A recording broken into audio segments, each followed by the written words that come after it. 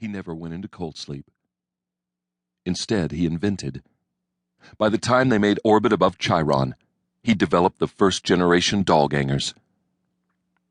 There's been a lot of misinformation circulated about gangers.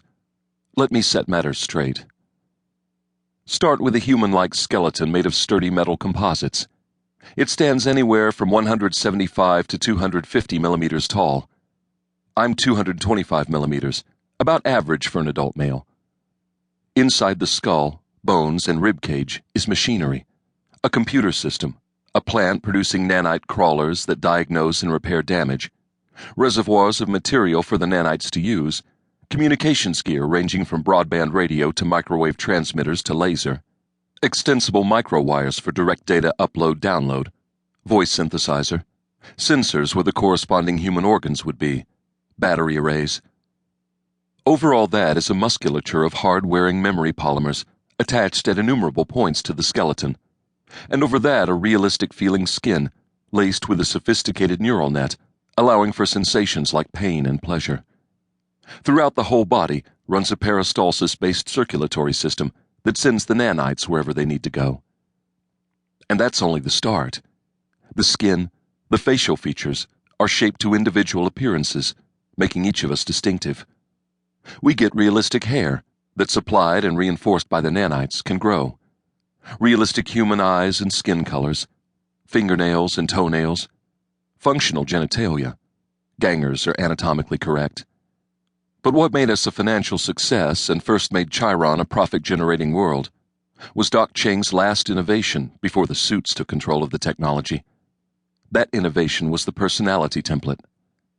Dollganger programming starts with an unbelievably complex personality system derived from a real human. It might be calculated from a lengthy series of tests or reconstructed from analyses of archival recordings and guesswork. Then add learning capacity, abstract reasoning, subconscious motivations, complex emotions. The coding is so complex, it has to be designed in large part by other machines, and it's so intricate that it can't be overridden just by introducing patches of new code. Though we're individuals, we have a lot of personality traits in common: cheerfulness, helpfulness, obedience, at least when we're young.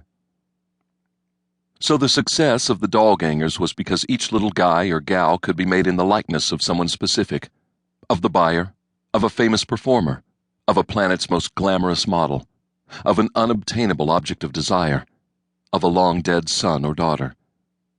Oh yeah, and because we cost a fortune, and some people would mortgage their whole futures just to have one of us. There was just about no task we weren't put to. Quality assurance on assembly lines making expensive components, entertainments, exploration, whether cave strata or new wormhole routes. Put us in a miniature spacecraft with a Q drive and no life support, and we'd navigate wormholes too small for human ships and come back with star maps crucial to space exploitation corporations. And then there was the sex trade. I don't know the name of the bastard genius who invented the gangbangers or Dollganger remotes. They weren't really gangers. They looked like us, but they were just sensor platforms, mindless, linked wirelessly to full immersion bodysuits and helmets worn by meat people. A human could put on one of those rigs and link up with a gangbanger. Then everything that the remote experienced was felt by its human operator. Gangbangers did a lot of things, but mostly they had sex with gangers. You want a night with supermodel Sasu of Earth? Or Derek Ayala, sexiest man on Archon? Well, you couldn't get the real ones, but you could rent a gangbanger and some time with the ganger replica of one of those celebrities. Which was fine in the early days. We were made to serve, to please, and we couldn't say no anyway. We were property. But over the years, the fact that all the emotional fulfillment was in one direction only began to make a difference. And that's what the meat people never really grasped. Technically, yes, we were robots, but the War of Independence didn't come about because we were infected with bad code, as governments and news media always imply. It came about because we're living, feeling creatures. Anyway, Doc. That's what Doc invented. He was the doll maker of Chiron, and it's by that nickname most everybody remembers him. And here I was, perched on his chair arm, watching him sleep.